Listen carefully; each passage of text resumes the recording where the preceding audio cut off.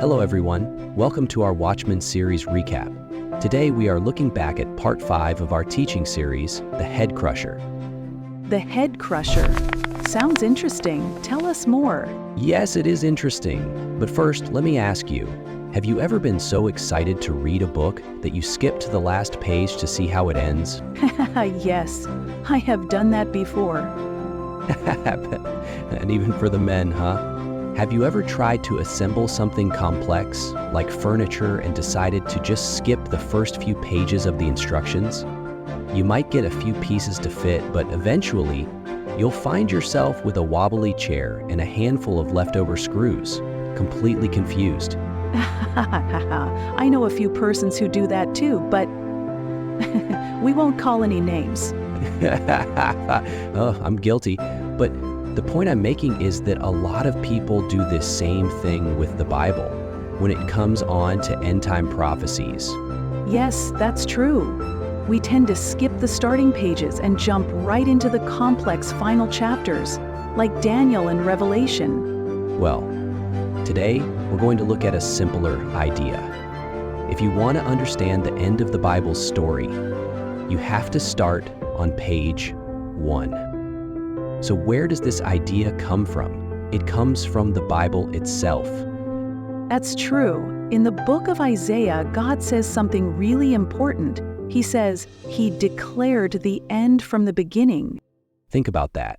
God is telling us, I didn't hide the ending. I put the biggest clue for how it all turns out right at the start. So our job isn't to decode a secret book at the end, but to go back to the beginning and read the story forward. Yep, the blueprint for the end of the story was laid down right at the start. So, to understand the end, we must go back to the beginning.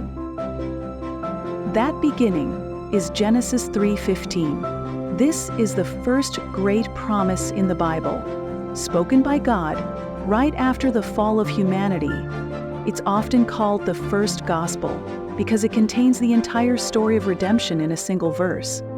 God says to the serpent, I will put enmity between you and the woman, and between your seed and her seed. He shall crush your head, and you shall strike his heel. This verse sets up the central conflict of all of human history. It's like the movie trailer for the entire Bible. To understand it, we need to look at the two key actions, a strike to the heel and a crush to the head. These are not equal wounds. Imagine a hero fighting a villain. The villain manages to trip the hero who scrapes his heel. It hurts, it's a wound, but it's temporary. The hero is going to get back up. That's the strike to the heel. It's a painful but non-fatal injury. It represents the suffering, the affliction, and the death that the Messiah would endure. It was a real wound inflicted by the enemy, but it was temporary. It wasn't the end of the story. Now, imagine the hero turns around and delivers a final knockout blow to the villain's head. That's it, game over. That's the crush to the head. It represents the final, total defeat of the enemy. In biblical terms, the head symbolizes authority, dominion, and life itself. To crush the head is to deliver a fatal, decisive, and final blow. It is the absolute and permanent destruction of the serpent's power.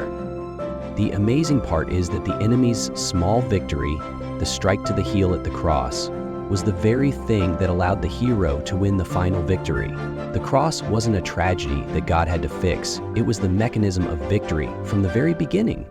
Genesis 3:15 also says there will be two teams or two families throughout history, the seed of the woman and the seed of the serpent. Yes, and it's crucial to understand here that this is a spiritual conflict. This isn't about your family tree. It's about whose side you're on, the Messiah's or the serpent's. Indeed, it's about character and allegiance.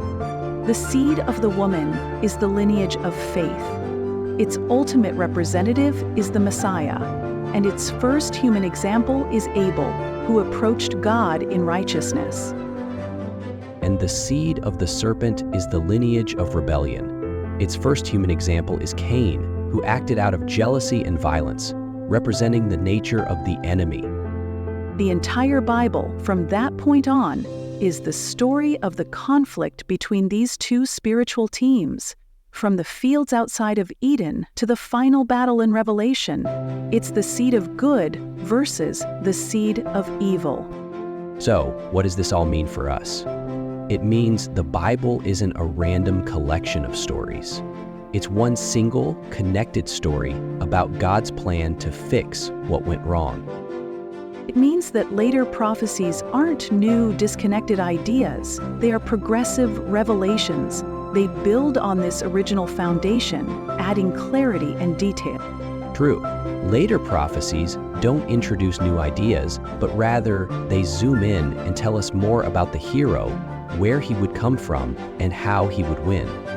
For example, God later specifies that the seed of the woman will come from the tribe of Judah, Genesis 49, and the nation of Israel, Numbers 24, progressively narrowing the focus and giving his people more and more hope to hold on to. So, in conclusion, the Bible isn't a puzzle with missing pieces. It's a single, unified story with a clear beginning, middle, and end. When we follow God's own instruction and start at the beginning, we discover that the end of the story isn't a mystery to be solved, but a promise that has been unfolding all along. That's right. If you want to know about the end, start at the beginning. Thank you for joining us on this Watchmen Series Part 5 recap. Join us for Part 6 recap. This will be an exciting deep dive into another early prophecy, the Scepter of Judah.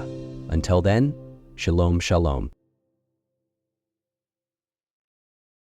What?